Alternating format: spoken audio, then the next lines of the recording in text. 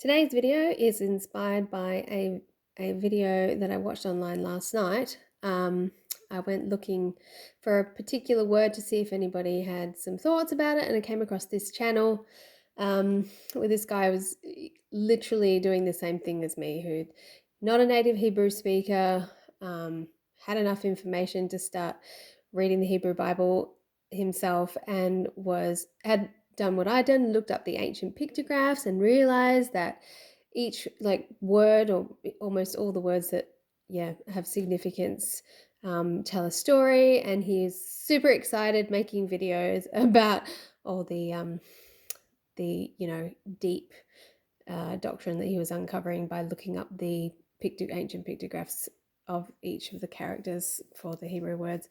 So it was really fun coming across this guy, and he had like 1.3 million views on his video. The one that I watched, I was like, wow, there's a lot of people interested in this study at the moment. So I wanted to cover a word that he looked at because it's just super, super, super cool. So the book, the word that he was doing the video on was Bereshit, which is this word up here, which has been translated as Genesis, but means literally, here it is, Bereshit, means literally in the beginning, or in beginning. So, we have this famous first line of Genesis, of Bereshit, which is Bereshit bara Elohim et hamashim ve'et haaretz. In the beginning, God created the heavens and the earth. We've also got this little word here, et, or at, et, which is highly significant, but I'm not going to talk about it in this video. It actually doesn't have an English equivalent. It's a very, very interesting word. It's over here as well. That vav there is just an and then we've got this et again. So we've got that twice in the first sentence. It doesn't have an English equivalent, but we're not going to look at that today. We're going to look at this word Bereshit. So I should have written it on my piece of paper beforehand, but I'll do it now. All right, so we got bait. So the word starts with bait rosh. Now this bar typically means sun. Woo! I can't write and video at the same time. All right, so we got bait, which means house or tent. It used to be an image of a tent. And rosh, head of the tent. Now that actually was the son, not the father, because the symbol for father is, there's the bait, but you've actually got the aleph in front of it. So aleph, bait, av. This is father. Av or abba. That means father. So this symbol means, it used to be an ox head, so it's the strength or the leader of the house. But this is the head of the house, was actually considered the son, the firstborn son. So this means son. Bar, think of Bar Jonah. Was it Simon Bar Jonah in the scriptures? Bar. Then the next word, we have that aleph symbol, bar, which is supposed to be actually considered a silent letter, but it does have more of a sort of passing vowel sound. But this is a very significant letter. I'm going to talk about it in a different video. Bar, ash. Ooh, these letters are not looking very, very good while I'm trying to look through my video at the same time. So ash, or ash, is actually means fire if you just have these two letter particle by itself. But if you separate them out, the as I said, this was the symbol for God, if you like. So you think of the alpha and the omega in Hebrew. The first and the last letters are aleph.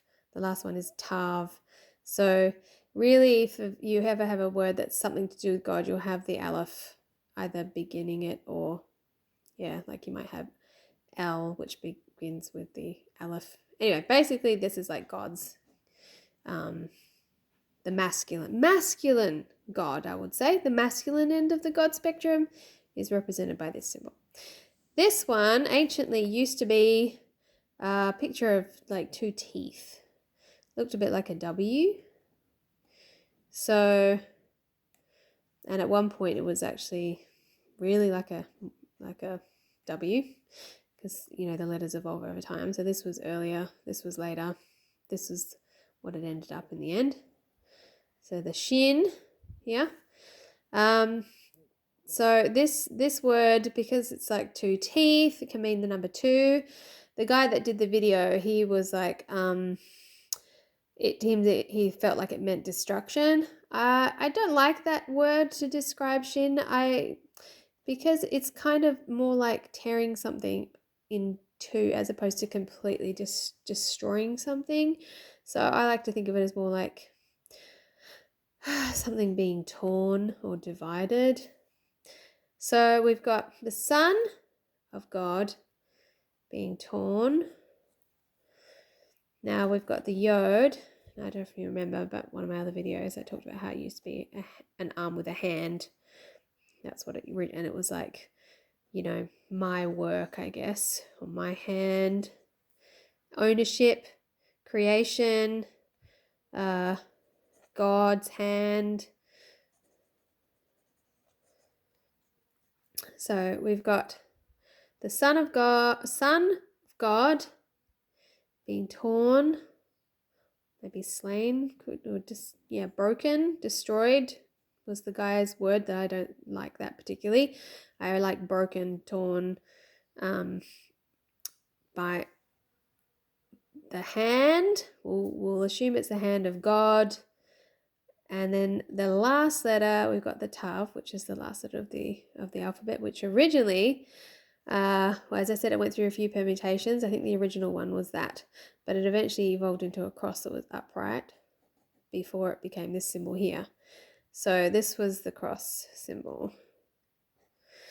So this video that I saw, this guy was like, "Oh my gosh, the first word in the Bible really just tells the whole story." He's like, he quoted the scripture. It was like, I'm the beginning and the end, and I tell you the end from the beginning. And he was like, this is the beginning of the Bible. It means in beginning, the word Bereshit. And he's like, and it tells the end of the story, which was the story of Christ, the Son of God being, I'll say, torn or broken by the hand of God upon the cross. Or by the hand, maybe the hand of man. Anyway, this just means by a hand upon the cross. So literally this is like the story of Christ in the very first word of the Torah, of the Old Testament. So I think that's incredible. Let me see if I can write this word a bit neater if I'm not looking through the screen. So we've got Bereshit. Bereshit. Oops, I missed the most important letter. Scratch that out. Need the Aleph. Bereshit. There we go. In the beginning was Christ, the story of Christ. So hope you enjoyed that little breakdown. I think that's absolutely the coolest thing. And that's it for today.